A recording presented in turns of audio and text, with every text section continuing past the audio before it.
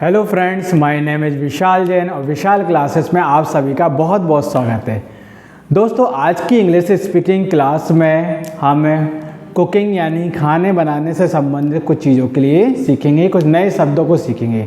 तो आइए आते हैं हमारे वीडियो की तरफ और हम नए सेंटेंसेस को बनाना सीखते हैं और इनका डेली लाइफ में यूज करेंगे।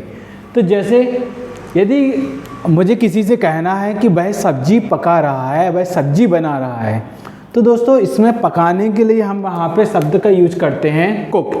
आप सभी ने पढ़ा है, कुक यानी होता है पकाना यानी कि बनाना। तो इसको हम कह सकते हैं वह सब्जी बना रहा है, मतलब he is cooking vegetables. He is cooking vegetables यानी कि वह सब्जियां बना रहा है, वह सब्जियां पका रहा है। ठीक है, तो इसको हम लिख सकते हैं क्या, ही इज कुकिंग वेजिटेबल्स। यदि मुझे कहना है कि मैं सब्जी पका रहा हूं तो इसको मैं कह सकता हूं आई एम कुकिंग वेजिटेबल्स। चलिए नेक्स्ट आता है मैं रोटियां बना रहा हूं। तो दोस्तों, चाहे हम रोटियां बना रहे हैं, चाहे सब्जियां बना रहे हैं, चाहे कोई भी चीज़ पका रहे हैं, तो उसके लिए हमेशा कुक शब्द का यूज किया जाता है। और रोटियों के लिए कहते हैं हम चपाती। तो यहाँ पे आ जाएगा आई एम कुकिंग चपातीज, यानी कि मैं रोटियां बना रहा हूं। I am cooking chapatis.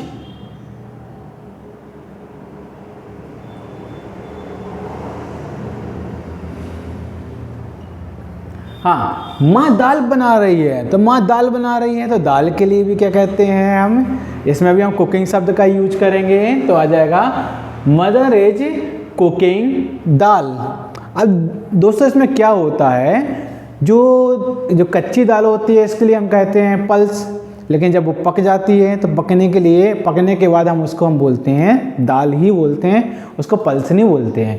तो माँ दाल बना रही हैं, ठीक है, तो इसके लिए हम यहाँ पे दाल शब्द का ही उपयोग करेंगे। तो क्या लिखेंगे यहाँ पे, हम इसमें कह सकते हैं मदर इज कुकिंग दाल, यानी कि माँ दाल पका रही है। यदि मुझे कहना है कि बहन दाल पका रही है, तो इसको कहेंगे सिस्टर इज कुकिंग दाल। मैं दाल बना रहा हूँ, आई एम कुकिंग दाल। तो इसको हम अपने हिसाब से कह सकते हैं। मैं मेहमानों के लिए जूस बना रहा हूँ। दोस्तों, जब हम जूस बनाते हैं तो वहाँ पे मेक शब्द का यूज करते हैं। जब हम जूस बनाते हैं तो वहाँ पे मेक शब्द का यूज करते हैं, और जब हम कोई चीज़ पकाते हैं, गरम करके उसे पकाते हैं, तब वहाँ पे कुक शब्द का उपयोग करते हैं। ठीक है, तो हम जूस बना रहे हैं तो यहाँ पे मेक शब्द का उपयोग करेंगे। तो इसको क्या कह सकते हैं, मैं मेहमानों के लिए जूस बना रहा हूँ, यानी कि I am making juice for guest. I am making juice for guest. दोस्तों, आपके लिए कुछ नहीं करना है, आपके लिए जो शब्द होते हैं, जो वर्ड्स होते हैं, सेंटेंस होते हैं, इनको आपको बार बार प्रैक्टिस करनी है, बार बार प्रैक्टिस करनी है। आप चाहो तो उसमें एक्टिंग करके भी ऐसा कर सकते हैं। ऐसा आपने जूस के लिए मिक्सर को पकड़ लिया, यहाँ पे आपने इसके रेगुलेटर को घुमा रहे हैं और साथ में कह रहे हैं I am making juice for guest, I am making juice for guest. जब आप इसकी ऐसे बार बार प्रैक्टिस करेंगे तो धीरे धीरे ये सेंटेंस आपकी जुबान पर आने लग जाएंगे। तो मैं मेहमानों के लिए जूस बना रहा हूँ, तो इसके लिए क्या लिख सकते हैं हम, इसके लिए कह सकते हैं I am making juice for guest. I am making juice for guest. मैं मेहमानों के लिए जूस बना रहा हूँ।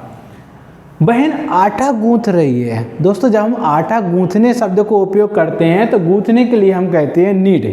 गूंथने के लिए हम शब्द का उपयोग करते हैं नीड। नीड यानी होता है गूंथना। ठीक है, तो बहन आटा गूंथ रही है, तो आटे के लिए तो कहते हैं फ्लोर। तो क्या कहेंगे, sister is kneading flour. Sister is kneading flour. बहन आटा गूंथ रही है। मैं आटा गूंथ रहा हूँ, आई एम नीडिंग फ्लोर। मैं आटा गूंथ रहा हूँ। मेरी माँ आटा गूंथ रही है, my mother is kneading flour. वो आटा, मेरी माँ आटा गूंथ रही है। तो इस प्रकार से हम उसे कह सकते हैं। तो इसको हम लिख सकते हैं सिस्टर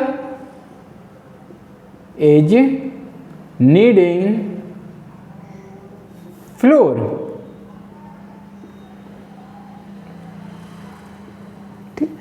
मैं बर्तन धो रहा हूँ, जब भी हम बर्तन के लिए धोते हैं तो वहाँ पे या तो आप क्लीन शब्द का यूज कर सकते हैं या फिर आप वॉश शब्द का यूज करते हैं। वॉश जो वर्ड है ये ज़्यादा बेहतर है, तो यहाँ पे आप वॉश वर्ड का यूज कीजिए।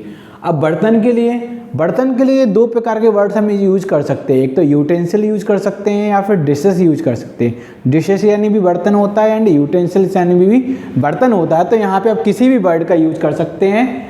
तो मैं बर्तन धो रहा हूँ तो इसको हम कह सकते हैं आई एम वॉशिंग डिशेस, मैं बर्तन धो रहा हूँ, आई एम वॉशिंग डिशेस। ठीक है, माँ बर्तन धुल रही है, my mother is washing dishes. ठीक, मेरी बहन बर्तन धुल रही है, my sister is washing dishes. आप इनको चाहे किसी भी सब्जेक्ट के साथ में, किसी भी व्यक्ति के साथ में आप इनका यूज कर सकते हैं। मैं बर्तन धुल रहा हूँ तो इसको हम लिख सकते हैं आई एम वॉशिंग डिशेस, मैं बर्तन धुल रहा हूँ। ठीक, रोहन पानी की बोतल भर रहा है। जब गर्मियों का मौसम आता है तो फ्रिज में पानी की बोतल तो भरनी पड़ती हैं, तो उसके लिए जब हम पानी को भरते हैं तो भरने के लिए हम शब्द का यूज करते हैं फिल यानी होता है भरना।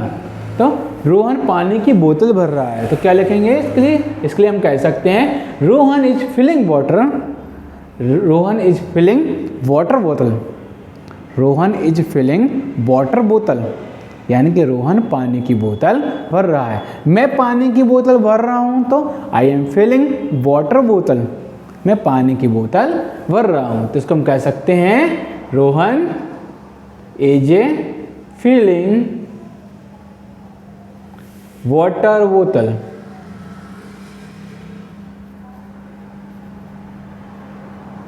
रोहन पानी की बोतल भर रहा है।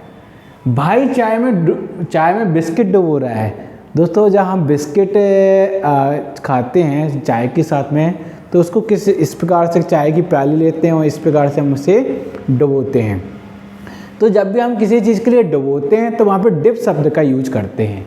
तो भाई चाय में बिस्किट डुबो रहा है तो हम क्या बोलेंगे, weather is dipping biscuits into tea या इन टी। तो क्या हुआ, weather is dipping biscuits in tea, मैं चाय में बिस्किट डुबो रहा हूँ, I am dipping biscuits in tea. तो इसको हम इस प्रकार से कह सकते हैं। तो इसमें आ जाएगा, चूंकि भाई है तो यहाँ पे हम लिखेंगे brother is dipping biscuits in tea. तो डिप मतलब होता है डुबोना।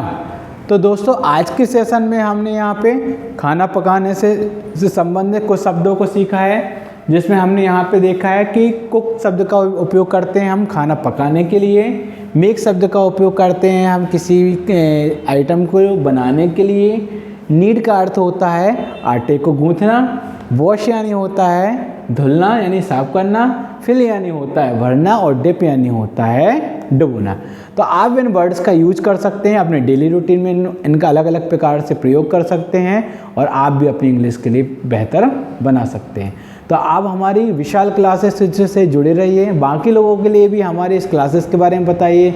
आप उनके लिए बता सकते हैं कि हमारे यहाँ पे इंग्लिश स्पीकिंग प्रोग्राम चल रहा है, जहाँ पे 90 डेज के अंतर्गत 90 डेज के अंदर आप लोगों के लिए फ्लुएंट इंग्लिश सिखाई जाएगी। आपके लिए डेली रूटीन से संबंधित सारी चीज़ों के लिए समझाया जाएगा ताकि आप फ्लुएंट इंग्लिश बोल सकें। तो दोस्तों, हमारे चैनल के लिए लाइक शेयर और सब्सक्राइब जरूर करें, दूसरे लोगों के लिए बताएं। ठीक है, धन्यवाद।